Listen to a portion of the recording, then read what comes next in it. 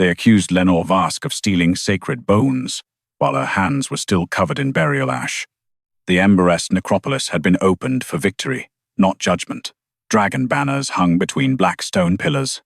Blue-white gravefire burned in 9 shallow trenches around the royal tombs. Each flame meant to honor the fallen dragons carried home from the Northern War. Lenore knelt beside the largest tomb with a bronze brush in one hand and a prayer cloth in the other. She had been preparing the final wing bones for rest. Then General Darian Krell stepped into the burial circle and said, "Stop her." Every soldier in the necropolis obeyed. 2 guards seized Lenore before she could stand. One twisted her wrist hard enough for the bronze brush to fall against the stone. Ash scattered over the hem of her black widow's dress. No one moved to help her. Not the court scribes. Not the priests. Not even Dragon King Merrick Solthane, who stood at the head of the tomb in a dark ceremonial coat, crown of ember gold resting against his black hair, his face carved into the stillness that made armies fear him. Lenore looked at him first. That was her mistake. Hope was humiliating when it had witnesses. Darian held up a sealed inventory sheet. "Your Majesty, the Royal Necropolis inventory confirms 3 sacred remains missing from the northern dead. 2 claw bones, 1 throat shard, all last handled by burial keeper Lenore Vask." A sound moved through the court. Notchok, recognition prepared in advance. Lenore understood then. Darian had not brought an accusation. He had brought an audience. Merrick's eyes lowered to the ash on her hands. "Lenore," he said, voice controlled, "is this inventory false?" She swallowed once. The necropolis smelled of cold flame, old stone, and dragon grief. "Yes." Darian smiled sadly. "Then perhaps the widow will explain why her private ash ledger also shows altered weights." Lenore turned toward him. "My ledger records damage, not theft. If 3 remains were missing, the ash loss would not match a burned throat shard." "Convenient distinction," Darian said. "Necessary distinction," she said. "A broken bone does not weigh like a whole one. A burned throat shard sheds ash for days after dragonfire death. You know that." "I know what was counted." "No," Lenore said. "You know what was useful." Several officers stiffened. Merrick's gaze sharpened, but not enough. Not in the right direction. Darian lowered his voice. "Your Majesty, grief has made her protective of her station. Her husband died in this work. It is understandable, but grief can also become possession." There it was. The careful cruelty. Not thief first, widow first. A woman made suspicious because she had loved the dead long after powerful men were finished using them. Lenore's throat tightened, but her voice did not break. "My husband gave his life keeping burial records intact. Do not use his death as perfume for your lie." The gravefire nearest her hands turned pale. Merrick saw it. Lenore saw him see it. Then Darian stepped closer, boots crossing the outer ash line. The gravefire guttered. Blue-white flame darkened at the edges, a bruise of black spreading through the trench nearest his foot. Darian stopped at once. Only Lenore noticed how fast. "Contamination," he said smoothly. "If sacred remains were mishandled, the fire may react to anyone in proximity." Lenore looked at the flame. Cold gravefire had warmed generations of her family without burning them. It did not lie. It did not flatter kings. It recognized the difference between mourning and desecration. Gravefire did not punish grief. It punished broken custody. White flame kept to sworn hands. Black flame followed stolen bone, false weight, and oathless touch. Merrick turned to the priests. "Is that possible?" The eldest priest hesitated. Darian answered before him. "In war conditions, yes." Lenore said, "Let the priest answer." The priest had served Gravefire longer than Darian had served victory. Merrick's eyes returned to Lenore. The space between them changed. Once, after his queen's death, Merrick had stood in this same necropolis at midnight, with no crown and no guards. Lenore had found him beside the empty consort tomb, one hand pressed to black stone. He had asked her, "Does grief ever stop asking for a body?" She had answered, "No, but it learns where to kneel." After that, he had come often, not as a king, but as a widower who still listened when the dead were named. Now he looked at her, like duty had won. That was worse than disbelief. Disbelief could be ignorance. This was choice. "The inventory was sealed by General Krell," Merrick said. "And my hands sealed the dead," Lenore answered. "Which one has the Gravefire known longer?" A few scribes looked down. Darian's expression cooled. She challenges the king's war general in the tomb of the fallen. No, Lenore said. I challenge the idea that medals make a man cleaner than ash. Merrick's jaw tightened. She saw the warning in his face. He did not want her to make this harder. Not here. Not before officers still drunk on victory and priests afraid of dishonoring the army. That wounded her more than the guard's hands. He was not asking if she was innocent. He was asking her to be easier to condemn. Darian extended the inventory sheet. The burial seal must be removed until inquiry is complete. No keeper accused of handling theft can remain trusted with royal dead. The word struck Lenore like a second widowhood. Her burial seal hung at her throat. A small black dragon bone ring set in silver passed through the Vask line for 5 generations. It did not make her noble. It made her responsible. Merrick looked at it. Lenore Vask, he said, and the formal use of her name felt colder than the tomb floor. Until the missing remains are accounted for, you are relieved of burial authority. The guards tightened their grip. Lenore stood very still. Do not make this sound temporary. Merrick's eyes flickered. It is procedure. No, she answered. Procedure would have asked me before it stripped me. Darian stepped forward with gloved hands. Lenore recoiled. Merrick saw that too. For a heartbeat, anger flashed through him. Protective. Too late. Misplaced. I will remove it, he said. That was worse. He came close enough that she could feel the heat of him through the cold air. Once, his nearness had been a quiet ache she had refused to name because they were both widowed and both careful with ghosts. Now his fingers touched the clasp at her throat. Lenore looked up at him. If you take this from me in front of them, she said softly, do not later call it misunderstanding. Merrick's hand paused. Darian said, Majesty, the victory rite cannot proceed while the accused holds sacred office. Merrick closed his eyes for half a breath. Then he removed the seal. The Gravefire went out. All 9 trenches died at once. The necropolis fell into blue darkness. Someone dropped a censer. Metal rang against stone. Darian stepped back, but the flame nearest Lenore's bare feet returned first.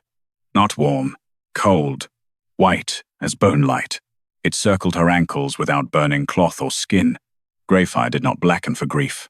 Then, across the burial circle, the trench before Darian Krell blackened from end to end. Darian did not deny the blackened flame. He denied what Gravefire could judge. War contamination, he said before the priests could find courage. Northern remains carried enemy fire. If Burial Keeper Vask mishandled the rite, the Gravefire may be reacting to corruption already introduced by her hands. Lenore stood without her burial seal, the cold white flame circling her bare ankles like a witness. No one had invited, but everyone feared. My hands? She asked. Darian turned toward the court, not toward her. You were last in custody of the remains. I was last because the dead come to me after soldiers are finished counting victory. A few officers stiffened. Merrick still held her burial seal in his hand. The little dragonbone ring looked wrong against his fingers. Too intimate. Too late. Lenore had worn that seal through her husband's funeral, through winter burials, through nights when Merrick came to the necropolis with grief he would not bring to court. Now he held it like evidence. He looked at the black trench before Darian, then at the white flame around Lenore. Elder priest, Merrick said, voice low. What does black Gravefire mean under necropolis law? The eldest priest's throat moved. Majesty, Darian cut in smoothly. With respect, priests know rights. They do not know battlefield contamination. Lenore's eyes did not leave Merrick. You asked him, she said. Let him answer. The priest looked at the king. Merrick's jaw tightened. Answer. The old man bowed his head. Black Gravefire follows broken custody. Stolen bone. False weight. Oathless touch. But it does not name guilt by itself. Darian spread one gloved hand. Exactly. It does not name guilt. No, Lenore said. It names where to begin. The Gravefire around her ankles rose an inch, cold and steady. Merrick saw it. Lenore saw him try not to soften because of it. Good, she thought bitterly. Do not be kind now because fire made you nervous. Merrick turned to Darian. Who had custody before Lenore? Darian's answer came too quickly. My quartermasters received the northern dead from the battlefield wagons. The royal inventory was sealed under my authority before transfer to the necropolis. Who weighed the claw bones? The army bone clerks. Names. Darian's expression remained controlled. Filed in the northern dead inventory. Merrick looked to the nearest scribe. Bring it. A ripple passed through the officers. Darian's tone sharpened slightly. Majesty, the victory rite is already suspended. To turn a sacred ceremony into a public audit risks humiliating the army before the dead it defended. Lenore laughed once, softly. Merrick looked at her. She said, The dead are not humiliated by truth. Only the living are. The words struck the tomb harder than any accusation. Darian faced her at last. You speak beautifully for a woman whose private ledger does not match the royal count. My ledger was written after washing, which allowed alteration. No, she said, which revealed damage. Merrick's eyes narrowed. Explain. Lenore looked at him, and for one painful breath, she remembered his voice in the dark, asking how long grief kept its shape. She had answered him honestly then. Tonight, honesty felt like walking barefoot over glass. Dragon remains are weighed 3 times, she said. Battlefield count, washing count, burial count. Fire damage changes after washing because unstable ash falls away. Theft leaves clean absence. War damage leaves residue. Darian's mouth tightened. A convenient lesson. A professional one. Merrick looked down at the seal in his hand. Lenore's voice lowered. You removed the profession before you asked how it worked. He flinched. Barely. But he did. Darian stepped into that wound. Majesty, she is turning technical detail into sympathy. The fact remains, the royal count and her ledger differ. Then compare them, Lenore said. The scribe returned with a black-bound inventory marked by the Northern Campaign seal. He held it out to Darian by habit. Merrick intercepted him. No, the king said. Neutral hands. The scribe froze, then opened the book himself on the stone lectern near the dead trench. Darian gave a small bow. As your majesty wishes. But Lenore saw the pulse move in his throat. The scribe found the page for the fallen dragon remains. Merrick stepped close enough to read, without touching the book. 2 claw bones, he said. 1 throat shard, marked whole at battlefield count. Lenore shook her head. The throat shard was never whole. Darian's voice hardened. You cannot know that. I received it split along the ember vein. I wrote that before washing. You wrote that in your private ledger, because your sealed inventory arrived late. Merrick looked at Darian. Darian answered before the question came. Battlefield seals are delayed under war pressure. Lenore said, ask when the weight changed. Merrick turned to the scribe. Read the weight history. The scribe bent over the page. Battlefield count, amended. The necropolis seemed to tighten around the word. Darian moved 1 step. Amendments are common when wagons arrive separately. Merrick did not look at him. Before or after necropolis receipt? The scribe hesitated. Lenore felt the white flame climb her calves, cold as judgment. Read it, Merrick ordered. The scribe's voice thinned. Before burial keeper receipt. Darian lifted his chin. Then the discrepancy began before she handled them, yes. But that may indicate enemy damage before transfer, not misconduct by my officers. Lenore turned toward him. Then why accuse me first? For the first time, Darian had no polished answer ready. Merrick looked at the open book, then at the seal in his hand, then at Lenore's bare throat where the chain had rested 5 minutes before. His voice came out quieter. Write the entry aloud. The scribe swallowed and read. Northern dead inventory. Weight altered before burial keeper receipt. The entry did not clear Lenore. Darian made sure of that before relief could reach her. Weight altered before receipt, he said, turning the words carefully. That proves only that the discrepancy began before she signed custody. It does not prove she did not conceal it after. Lenore stood inside the cold white ring of Gravefire, her throat bare where the burial seal had been. Merrick still held that seal. He had not returned it. The blackened trench before Darian had dimmed but not healed. Its flame crawled low along the stone, dark at the center, blue at the edges, like a wound trying to remember its proper color. Merrick looked at the scribe. Was the altered weight reported to the throne? The scribe searched the inventory page. No royal notice attached, Majesty. Darian answered at once. Because the amendment was minor during wartime transfer. Battlefield wagons often arrive damaged. We do not bring every fractured shard before the crown. Lenore's voice was quiet. You bring them before the dead. Several priests looked at her. Darian smiled without warmth. And yet your own ledger remained private. My ash ledger remains with the bodies until burial is complete. Convenient. No, she said. Sacred. Merrick's eyes lifted to her. She met them, and the ache between them changed shape. He wanted the law to explain what his doubt had broken. He wanted a procedure that would make him less guilty for holding her seal. Lenore would not give him one. You knew my ledger existed, she said. Merrick's hand closed around the dragonbone ring. Yes. And you knew every Vask keeper kept one beside the dead until final fire. Yes. But when Darian called it suspicious, you let him make my family's duty sound like hiding. Merrick's mouth tightened. Darian stepped in, calm and precise. Your Majesty, grief is making her personal. We are discussing missing sacred remains. Lenore turned on him. No. You made it personal when you dragged my husband's death into your accusation. The white Gravefire rose to her knees. Merrick noticed. So did the priests. Darian did not look down. Then let us honor your husband by keeping to fact, he said. Where is the ash ledger? Lenore went still. That was the first question that frightened her. Not because the ledger would condemn her, because it had names the army had refused to speak. Merrick saw the change in her face. Lenore? He said lower. Where is it? She looked at him. Safe. Darian gave a soft laugh. Safe from whom? From men who count victory faster than bodies. The eldest priest drew a breath. Merrick turned to him. Explain the ash ledger. The old priest's eyes flicked toward Darian, then toward the blackened trench. A burial keeper records what arrives after war has finished pretending to be clean, he said. Weight loss, burn pattern, fracture, name marks, oath rings, bone song. The ledger remains private until completion because the dead are not evidence before they are mourned. Darian's voice stayed smooth. And if a keeper alters such a ledger, Lenore answered, then the Gravefire eats the page. The priest nodded.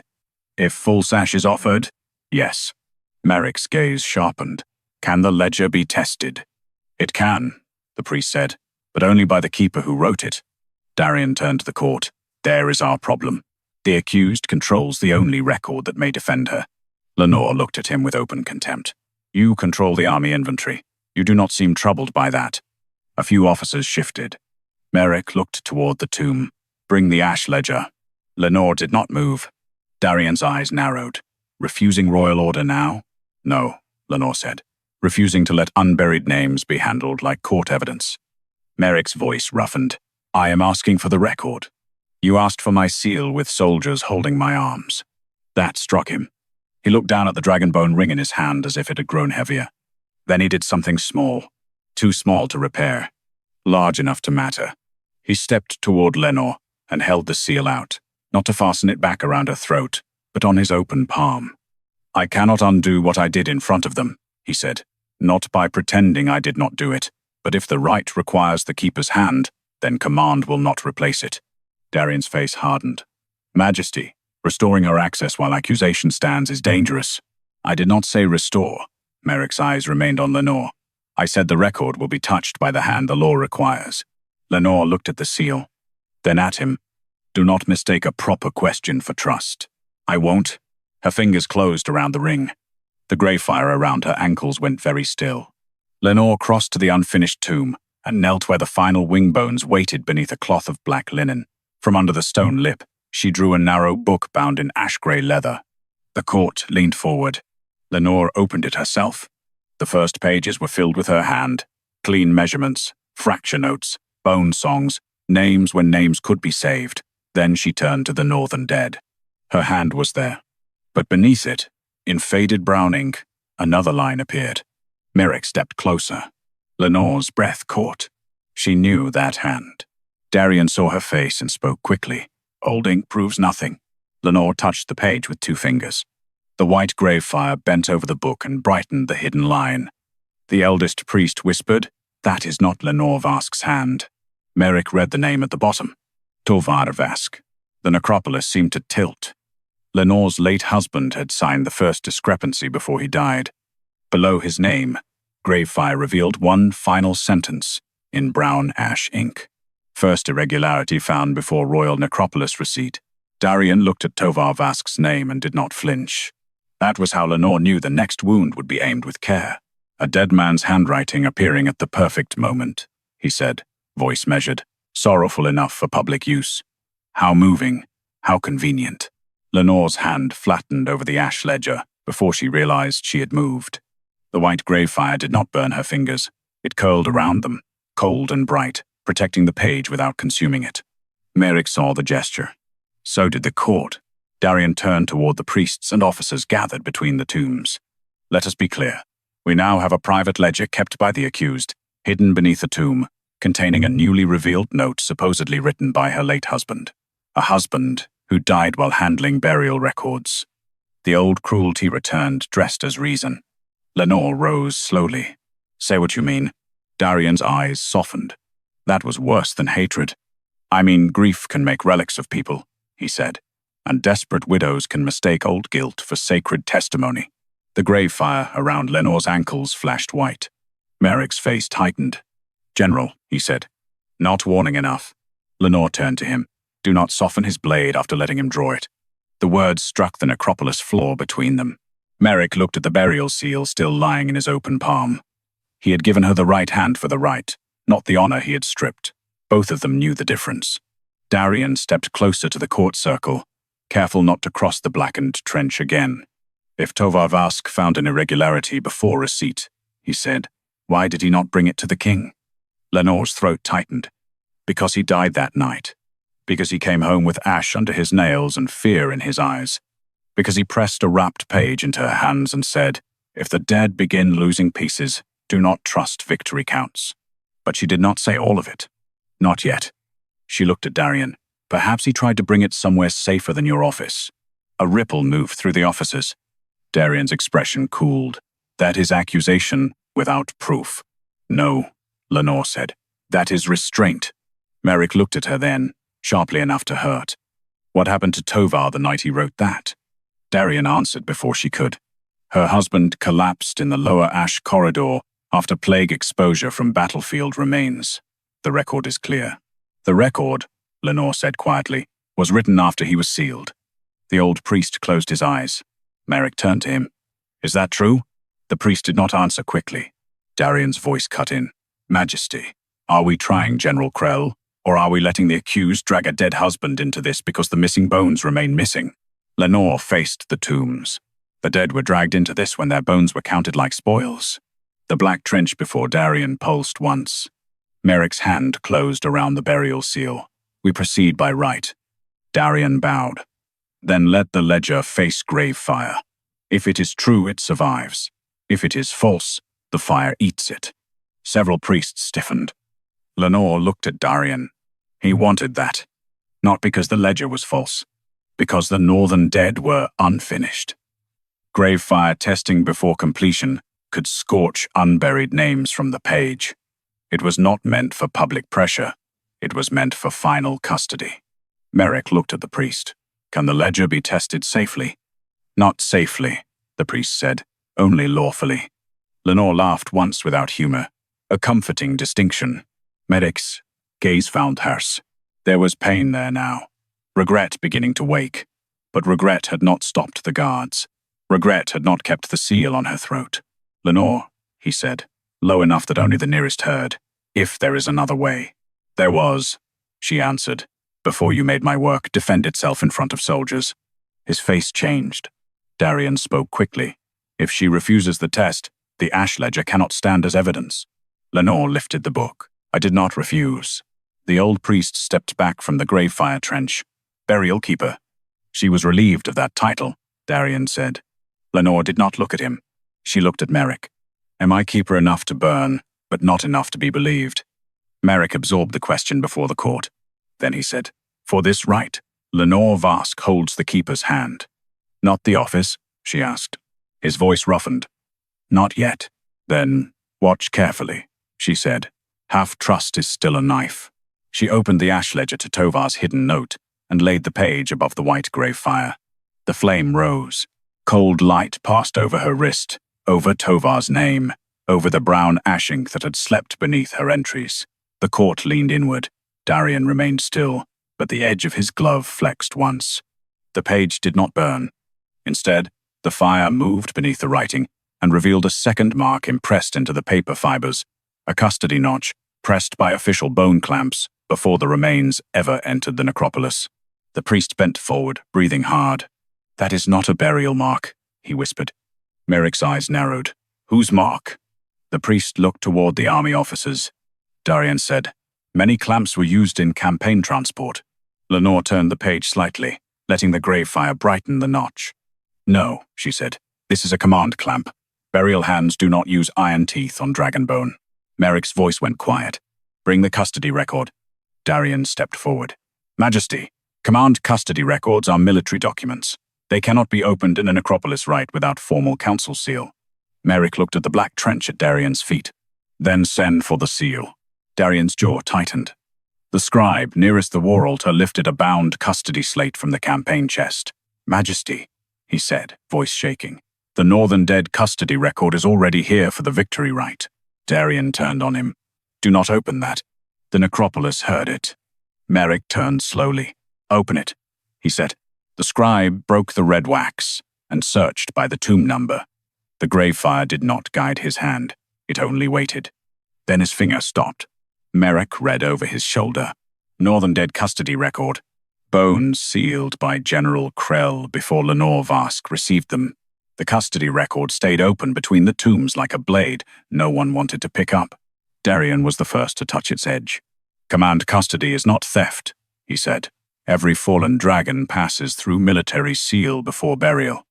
The Northern Dead came from a battlefield, not a garden. Someone had to secure them before the priests arrived." Lenore stood beside the Gravefire with the ash ledger in her hands. "Secure them," she said, "with iron-toothed clamps." Darian turned toward the officers. "Transport clamps are ugly tools. War is ugly. Burial keepers have the luxury of reverence after soldiers have already paid the cost of retrieval." A few soldiers straightened at that. He was good. Lenore would give him that. Darian knew how to wrap theft inside sacrifice, until honest men felt guilty for questioning him. Merrick looked at the custody slate. Who signed the release from command custody to the necropolis? The scribe searched the lower column. Campaign quartermaster seal, Majesty. Name. The scribe hesitated. No name, only field mark. Darian answered smoothly. Field marks are common in northern conditions. Many clerks died before the wagons reached Emberest. Lenore's fingers tightened around her ledger, and yet every missing piece found its way into my count. Darian looked at her. "Still missing, widow. Do not confuse suspicion with recovery." Merrick turned sharply. "Do not call her that as if widowhood were evidence." The words cut through the necropolis. Small, late, but public. Lenore felt them, and hated that they reached her at all. Darian bowed his head. "Forgive the imprecision, Majesty. Burial Keeper Vask." Lenore's throat tightened at the title, because it was not Darian's to give, and no longer hers to wear. Merrick knew it. His hand closed around her burial seal. Lenore looked at him. "A title spoken after removal does not restore what you took." "No," he said quietly. "It doesn't. That honesty cost him more than a defense would have." Darian stepped in before it could become anything softer. "Majesty, the question remains. If Lenore's ledger identified damage, why was the missing remains notice not filed immediately?" Lenore opened the ash ledger to the northern section. "Because I filed an instability note first. Conveniently private. Necropolis procedure," she said. "Unstable remains are not declared missing until washing settles the ash." Merrick looked to the eldest priest. "Is that true?" The priest nodded. "A throat shard can shed after dragonfire death. A clawbone cannot. Different rites, different counts." Lenore lifted the page. "My note separates them." Merrick stepped closer. "Show me." She did not hand him the ledger. The pause was sharp enough to hurt them both. Merrick lowered his eyes. "I have not earned the right to touch it." "No," Lenore said. "You have not." The old priest moved between them and read from the page. "Throat shard. Split along ember vein. Ash loss expected. Left claw. Weight stable. Right claw. Weight stable. Custody bruising observed on both." "Custody bruising?" Merrick asked. "Iron pressure," Lenore said. "Dragonbone darkens where oathless metal bites it." Darian exhaled. "Or where battlefield machinery crushed it." Lenore looked at him. "Battlefield machinery does not leave command clamp teeth in pairs." The Gravefire nearest the ledger turned white at the page's edge. Merrick saw the flame answer her words. For the first time, he did not ask Darian what it meant. He asked Lenore, "What should I ask next?" The court heard it. So did Darian. Lenore looked at the king who had removed her seal and now stood before her, asking how to question a wound he had helped open. Ask where the stable clawweights went after command custody. Merrick turned to the scribe. Open the transfer annex. Darian's voice sharpened. Majesty, annex records include active military preparations for the victory rite. Then the victory rite waits. That cost him, not in blood, in pride, in army loyalty, in the faces of officers who had come to celebrate triumph and now watched their king put burial law above their banners. Darian saw the cost and pressed. The army will hear that its king shamed it over one keeper's private notes. Merrick looked at Lenore. No, he said. They will hear their king finally asked what was done to the dead before he praised the living. Lenore lowered her eyes before he could see too much in them. The scribe opened the annex with shaking hands. Pages of battlefield transfers lay beneath red wax. No Gravefire guided the first search. Merrick ordered the scribe to match the tomb number, the custody notch, and the claw weight. It took time. That mattered. Truth should not arrive only because magic dragged it forward. Men had to do work they once avoided. At last, the scribe stopped, his face strained. Darian moved. Those annexes are not burial records. Lenore's voice was quiet. Then they should not know burial weights. Merrick stepped beside the scribe. Read it. The scribe swallowed. Material variance credit entered. Darian said quickly. A balancing notation. Wagons lose mass in transport. Read the receiving office, Merrick said. The scribe's hand trembled. Royal Armory inspection. The necropolis shifted around them. The old priest whispered, Sacred remains do not pass through armory inspection. Darian lifted his chin. Inspection does not mean use. Northern campaigns required verification against enemy bone forging. Lenore looked at the black trench before his feet. Then why was the dead dragon not returned whole before ceremony? Merrick turned the page himself this time. He did not touch the ash ledger. He touched the army annex. A king had that right. And now he used it against his own victory. The line beneath the armory note was stamped in red. Merrick read it aloud. Transfer annex. Stable claw weight credited to Royal Armory before burial washing. Darian did not deny the armory credit. He denied desecration. Armory inspection is not forging, he said. Northern remains were tested because enemy bonesmiths have used false dragon relics before. A weight credit marks material concern, not theft. Lenore stood with the ash ledger held close to her chest. The white Gravefire had lowered around her ankles, but it had not left. Merrick looked at the red stamp in the annex. Stable claw weight credited before burial washing, he said. That is not inspection language. Darian's expression remained disciplined. It is military language, not burial language. That distinction matters. Lenore looked at him. It mattered less when you used burial language to condemn me. The old priest bowed his head. Merrick turned to the scribe. What happened after the armory inspection? Darian's voice cut in. Majesty, armory logs are sealed under campaign authority. Then unseal them. The victory ceremony includes weapons still under military oath. The victory ceremony is suspended. A silence moved through the necropolis. This time it was not fear of the dead. It was fear of the army. Darian lowered his voice. You would place the honor of your returning soldiers beneath an accusation from a keeper already removed from office? Merrick's hand closed around the burial seal. I placed her honor beneath your report once, he said. I will not use the same weight twice. Lenore felt the words touch her. She did not let them soften her face. Darian saw that and smiled faintly. A noble correction, but affection is not evidence. Merrick's eyes hardened. Do not dress my failure as affection. That struck closer than Darian expected. The scribe brought the armory log from the victory chest. Red leather, iron corners, campaign wax. The kind of book soldiers trusted, because it smelled of command instead of grief. Merrick did not hand it to Darian. He set it on the stone lectern beside the ash ledger. Find the matching weight, he ordered. The scribe searched. Lenore watched the pages turn. Steel shipments, ember oil, saddle hooks, spearheads, victory blades. The dead had passed through those columns as numbers. not names. Her stomach tightened. Merrick saw her go still. "What is it?" She did not answer him at once. She was looking at one word repeated across the page. Tempered. Again. And again. Dragonbone was not tempered for burial. It was washed, sung, wrapped, named, and laid to rest. Only weapons were tempered. "Ask what material was tempered," she said. Darian's voice sharpened. "The armory uses symbolic language in campaign ledgers." Lenore lifted her eyes. "Then let the symbol answer." Merrick looked at the scribe. "Read the material line." The scribe swallowed. "Material source, Northern Claw variants." The old priest made a broken sound. "No." Darian turned on him. "Priest." The old man stepped back, not from Darian, but from the log. "Dragon Claw is sacred structure. It is not variance, it is remains." Lenore looked at Merrick then, not pleading, not triumphant, just tired in a way that made his face change. "You accused me of stealing bones," she said, "while your armory learned how to rename them." Merrick's throat moved. Darian stepped forward. "Majesty, enemy weapons required countermeasures. A trace of sacred material can stabilize royal steel against northern fire.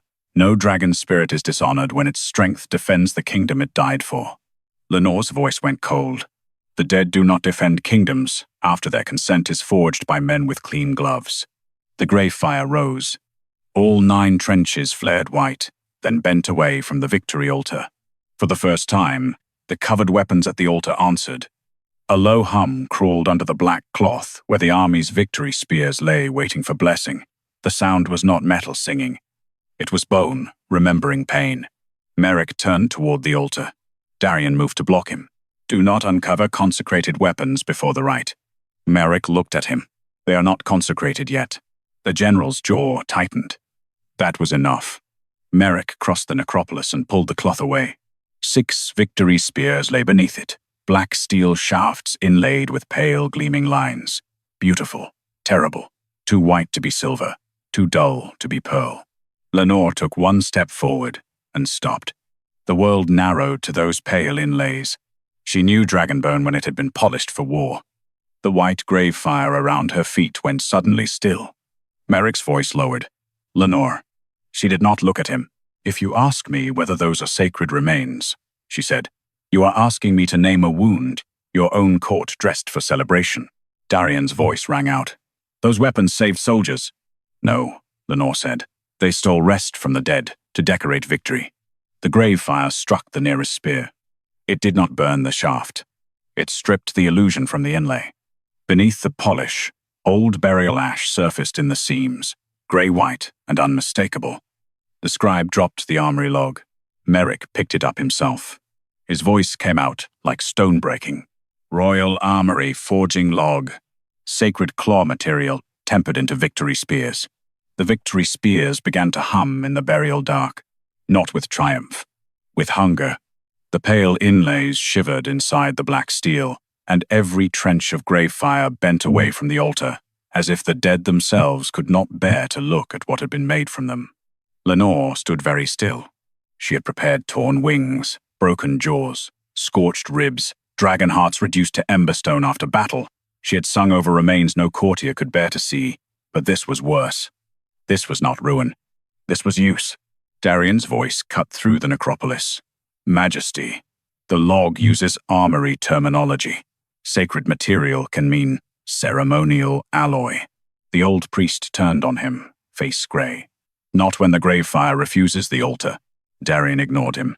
"The army brought victory home. Those weapons held the northern line." Lenore looked at the spears. "Then your victory has teeth in its grave." Merrick flinched. Darian seized the wound. Burial Keeper Vask is emotional, understandably, but grief cannot command military necessity. Lenore turned toward him slowly. "You keep saying grief as if it makes me less precise." The white flame around her feet rose. "I measured what your men broke. I washed what they renamed. I kept records because grief without records becomes decoration in men's speeches." The officers shifted, but no one laughed. Merrick held the forging log in one hand and her burial seal in the other. Both looked damning now. "General Krell," he said, "the victory spears will be surrendered to the Gravefire." Darian's face hardened. Before the army? Before the court? You would shame every soldier who carried your banner? I would rather shame the living than crown a theft from the dead. The words should have been enough. They were not. Lenore felt the ache of them and hated it. A correct sentence spoken late did not erase the wrong room it entered. Merrick looked at her. Lenore, tell me how to return them. She closed the ash ledger. No. The word moved through the necropolis more sharply than flame. Merrick's eyes darkened. No. You removed my burial seal in front of them. You told this court I could not be trusted with the dead. Do not hand me your corrupted victory now, because you need my hands to make it clean. His throat worked. Darian's mouth curved slightly.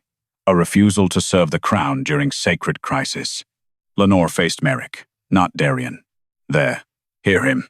Even now, if I do not repair the wound made by his power and your doubt, I become disloyal again. Merrick looked as if she had struck him. Perhaps she had. Good. Some blows were only truth arriving late. I will compel no right from you, he said. No, she answered. You already did. You compelled my disgrace. The repair will not be commanded from the same mouth. The Gravefire lowered, cold and white. Lenore walked to the unfinished tomb and placed the ash ledger beneath the black linen beside the wing bones.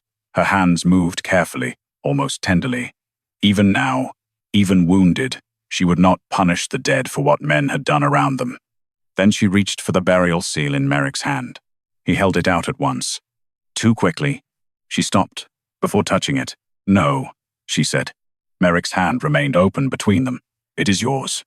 It was mine before you needed it to be. Silence gathered under the tomb arches. Lenore unfastened the plain widow's chain from her throat. Without the seal, it held nothing but a small mourning bead of dark glass, the only thing she had worn since Tovar's death. She wrapped the chain around the ash ledger and tied it once. The old priest inhaled. Lenore. She looked at him gently. The northern dead are not complete. Their keeper has been relieved. Merrick stepped forward. I can restore you. She met his eyes. Can you restore the moment before you believed him? He stopped. No? Then do not offer me office like a bandage. Darian's voice went cold. If she abandons the right, the unburied remain unstable. Gravefire may turn against the necropolis by dawn. Lenore looked at the blackened spears. Then perhaps the necropolis should refuse sleep. She turned and walked toward the lower ash corridor. Merrick followed one step.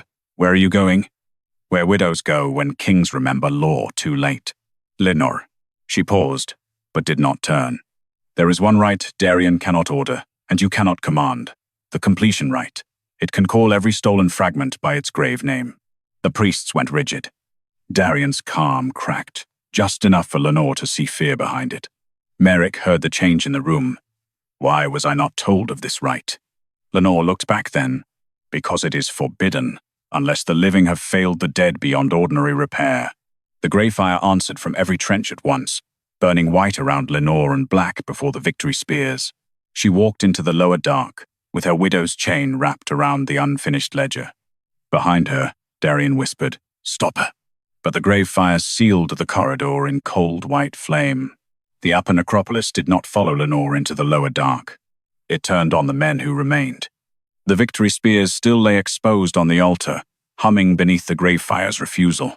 Officers who had marched behind Darian Krell now stood with their hands near their swords and their eyes on Dragon King Merrick Solthane, waiting to see whether loyalty meant silence. Darian understood waiting better than any man in the room. Majesty, he said, quiet enough to sound reasonable. The completion rite is forbidden for a reason. If Lenore Vask performs it while emotionally compromised, she may wake every unquiet dragon beneath Emberest. The old priest looked toward the sealed lower passage. The rite wakes nothing that was properly laid to rest. Darian's eyes cut to him. And if stolen remains have made them improper? Merrick turned slowly. Then whose hands made them so? The question moved through the necropolis like a drawn blade. Darian bowed his head a fraction. Mine are not the hands inside that corridor. No, Merrick said. Yours were inside the custody record. That did not convict him, but it cornered him. Merrick set Lenore's burial seal on the stone lectern where every court scribe could see it. He did not put it around his own wrist. He did not tuck it away as royal evidence. He placed it beside the ash ledger's empty stand, where it looked less like property and more like a wound awaiting witness. "Write this," he ordered. The nearest scribe lifted his quill. By command of Dragon King Merrick Solthane, Lenore Vask was stripped of burial authority before full custody examination. That act was mine. A tremor passed through the priests. Darian's face hardened. "Majesty, public self-accusation will weaken the crown." Merrick looked at him. Good, it was too strong in the wrong place. The scribe's quill scratched across the page. Merrick turned to the officers. "All victory weapons containing sacred material are to be removed from army custody and placed before the Gravefire." An officer stepped forward. "Majesty, those spears are campaign honors. They are unburied remains. They save lives. Then the living will thank the dead by returning what was taken from them." Darian's voice sharpened. "You risk mutiny over a widow's grief." Merrick crossed the burial circle before anyone could breathe around that insult. He did not strike Darian. He stopped close enough that the black Gravefire at Darian's feet shivered. "Say her name." Darian's mouth tightened. Merrick's voice lowered. "You will say Lenore Vask, or you will say nothing in my necropolis." For the first time, the army heard the correction not as romance, but as law. Darian bowed. "Lenore Vask." The name sounded like something he had been forced to return. Merrick faced the old priest. "Can the lower corridor be opened from this side?" "No," the priest said. "Not while Gravefire seals it for the keeper." Merrick's eyes moved to the passage where Lenore had vanished. "Then we do not force it." "Majesty," Darian said. "If she destroys evidence below..." Merrick turned back. "No one touches that corridor. No one follows. No one commands the right from above." The priest studied him. "You understand what that means?" "It means I wait. No king waits well." Merrick looked at Lenore's burial seal, lying on the stone. "This one will learn." Below them, somewhere under the tomb floor, the Gravefire knocked once. Not against stone, against bone. The sound made every dragon banner stir, though no wind passed through the necropolis. Darian looked toward the victory altar. Merrick saw it. "Open the armory chest," he said. The scribe went pale. "The sealed one, Majesty?" "The sealed one." Darian moved at once. "That chest contains classified counterfire equipment. It contains whatever made you afraid when the dead answered." "I object." "You are not presiding." The old priest lifted both hands over the Gravefire trench. "If sacred remains are inside, the fire will not need accusation. It will know custody." Merrick looked to the officers. "Open it." No one moved. Then one young captain stepped forward. Shame red across his face, and broke the campaign wax. The chest lid rose with a long iron groan. Inside lay 6 black blades, 3 spearheads, and a row of pale, curved fragments wrapped in red armory cloth. Lenore was not there to name them. The Gravefire did it anyway. White flame struck the cloth and burned it away without touching the stone beneath. The curved fragments rolled free, each one marked with tiny burial notches. The old priest whispered, "Claw tips." Merrick's face went still. Darian said, "Recovered enemy relics." The Gravefire blackened under his words. Then a sound rose from the lower corridor. Lenore's voice. Not loud. Singing. The ancient completion chant climbed through the sealed passage, low and steady, carrying every grave name the army had not wanted spoken.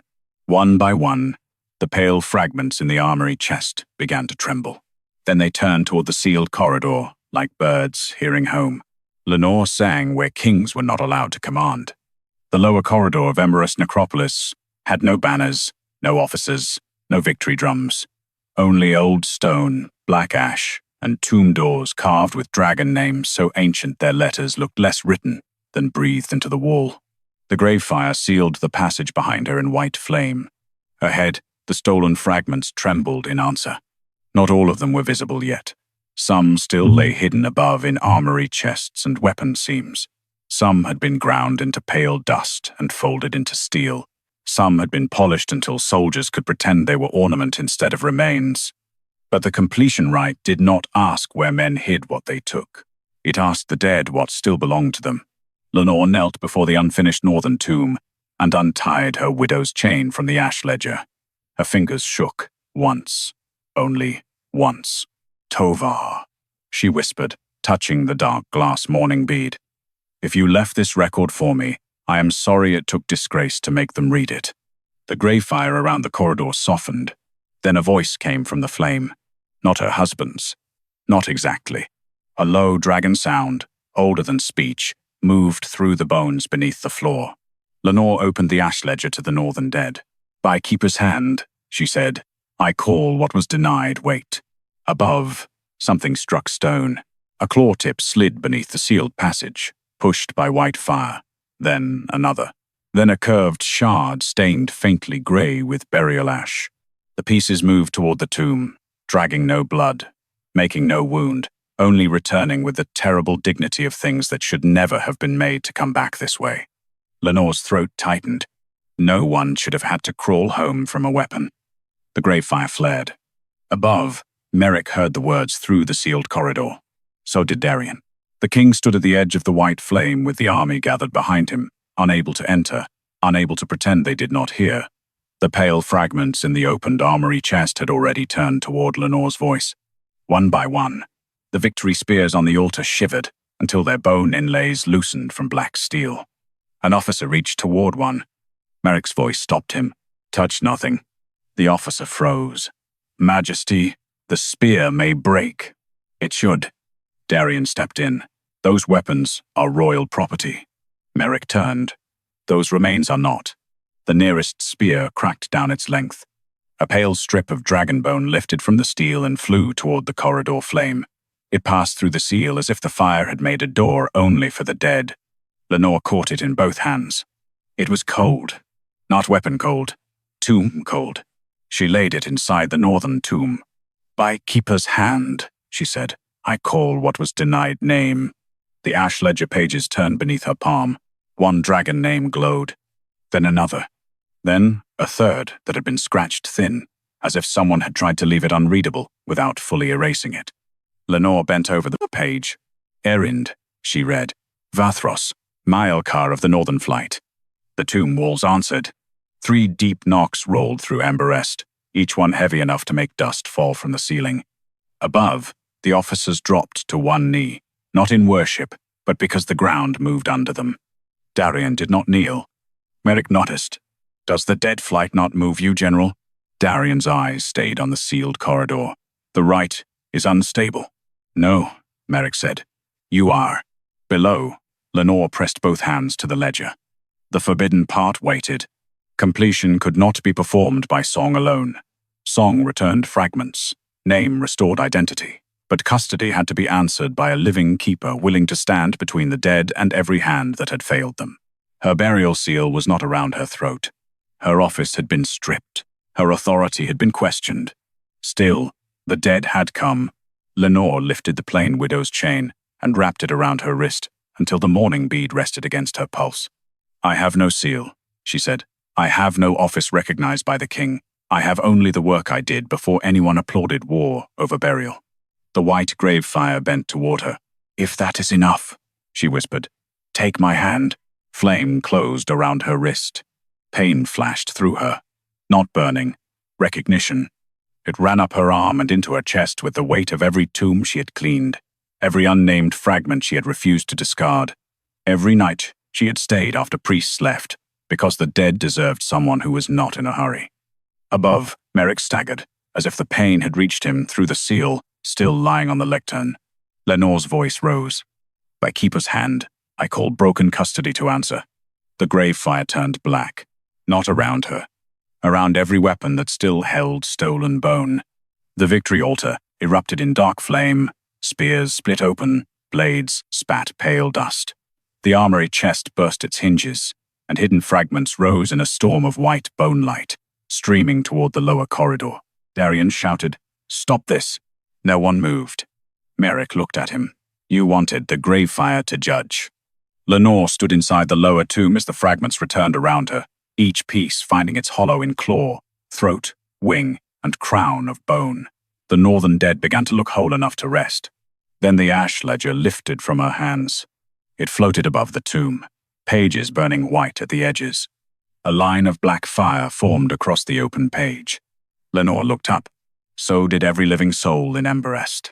The Gravefire rose through the sealed corridor, carrying the ledger into the upper necropolis. And above the royal tombs, it began to write a name. Black letters crossed the ash ledger above the royal tombs. They did not rush. They carved themselves slowly through the air, each stroke made of cold fire and burial smoke, while every officer, priest, and court scribe watched the dead finish what the living had tried to hide. General Darian Krell. The name hung above Emberest. Necropolis, like a verdict, no crown had written. Darian's face did not collapse. Even then, he chose discipline. Gravefire names, broken custody, he said, not guilt. You all heard the priest. A name in flame may indicate command proximity, battlefield transfer, emergency necessity. The northern tomb answered him. A dragon's skull, newly restored by Lenore's completion rite, lifted inside its burial frame and turned one hollow eye toward the victory altar. Darian stopped speaking. Lenore emerged from the lower corridor, with ash on her face and white fire around her wrist. She carried no crown, no weapon, no restored seal. Only the ash ledger, now closed against her chest, and the exhaustion of a woman who had held the dead together while powerful men argued over what their pain was worth. Merrick moved toward her, then stopped. He had learned at least that much. The white Gravefire opened for Lenore, but not for him. Lenore, he said. She looked past him to the restored fragments settling into the northern tombs. Do not speak to me before you speak to them. The words crossed the necropolis cleanly. Merrick bowed his head. Not to her. Not yet. To the dead. I praised a victory built with stolen rest, he said, voice carrying to every tomb. I held weapons above graves and called it honor. I believed my general because his report protected my army, and I doubted the woman whose hands had protected our dead. Darian snapped. Majesty, this public abasement serves no law. Merrick turned. No, it serves the truth law failed to reach until she bled for it. The Gravefire struck the victory altar. Every corrupted weapon split at once. Spears cracked down their shafts. Black blades opened along pale seams. Bone dust rose from polished steel and gathered into the air, not as smoke, but as fragments remembering shape. Claw tips, throat slivers, crown splinters, tiny pieces too small for soldiers to have named, but not too small for the dead to claim. They flew past Darian. Not one touched him. That was worse. The Gravefire did not need rage. It had proof.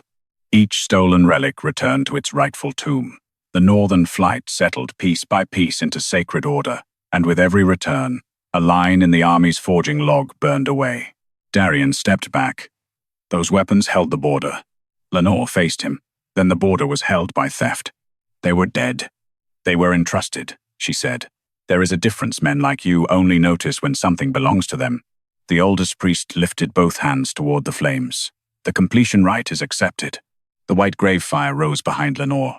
Then it bent. Not to Merrick. To her.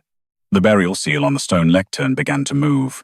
The black dragonbone ring slid across the surface, through ash, past Merrick's hand, and stopped at Lenore's feet. The court waited for her to pick it up. She did not. Darian laughed once, sharp with desperation. There, even she hesitates to claim the office she performed so theatrically. Lenore looked at him. I hesitate because that seal was never decoration. It is responsibility. You would not understand the weight. Merrick's voice cut through the chamber. General Darian Krell, by Gravefire witness, custody record, armory log, and the return of stolen sacred remains. You are stripped of command pending tribunal for desecration of dragon dead, falsification of battlefield custody, and unlawful weapon forging. Darian's officers did not move at first. They had followed him through war. Then the black flame before his boots crawled up the edge of his sword belt. Not burning flesh. Burning oath. The general's campaign medals dropped from his chest one by one, molten black at the clasps, striking stone like dead bells. The officers stepped away. Merrick did not look relieved. He looked ruined. Good, Lenore thought. Ruin was sometimes where truth could begin. He took the burial seal from the floor with both hands, and approached only as far as the white Gravefire allowed. I removed this from you publicly, he said. I cannot return it privately and call that repair. No, Lenore said. You cannot. He turned to the priests, officers, and scribes. Record this. Lenore Vask did not steal sacred bones. She preserved the first true record. She completed the Northern Dead when Crown, Army, and Court failed them. Her office was stripped by my order before proper inquiry. That order was wrong. The scribe's quill scratched fast and loud. Merrick looked back at Lenore. I will restore your burial authority if you choose to hold it. If you do not, no king will appoint another over the Vask graves without your consent. Lenore's throat tightened. Not from forgiveness. From the old ache of being seen after the wound had already been made. She stepped forward and took the seal from his hands. Merrick did not touch her fingers. That restraint hurt almost as much as his earlier doubt, but in a different place. Lenore walked to the northern tomb and laid the seal on the stone. Not yet, she said. Merrick's face changed, but he accepted it. The dead first? He asked. The dead first, she answered. Then I will decide what life I return to. The Gravefire softened. Around them, the stolen fragments settled. The tomb names burned clean. The dragon banners, once hung for victory, lowered in the still air, as if the necropolis itself refused celebration until mourning had been done properly. Merrick stood beside Lenore, not close enough to claim, not far enough to hide. I loved my grief when it made me gentle, he said quietly. I failed yours when it made you inconvenient. Lenore did not look at him at once. When she did, her eyes were tired, bright, and unsoftened. Shared grief does not excuse disbelief. No, he said, it does not. And regret is not restoration. I know. Then begin with the graves. Merrick bowed his head. I will. Lenore turned back to the tombs. One by one, she opened the ash ledger and read the dragon names into the white flame. Merrick stood silent through every name. The officers stood silent too. Darien was taken from the necropolis without ceremony, his medals left blackened on the stone behind him. By dawn, the northern dead rested whole. Only then did Lenore lift the burial seal. She did not put it on because Merrick had returned it. She put it on because the dead had. The Gravefire burned white around her hands. Merrick watched from the edge of the circle, waiting where the flame allowed him to stand. Lenore looked at him across the tomb light. If you want to remain in my life, she said, you will learn to stand where I place you. Merrick's answer was quiet. I will. She believed he meant it. She did not yet know if meaning it would be enough. That choice, at last, belonged to her.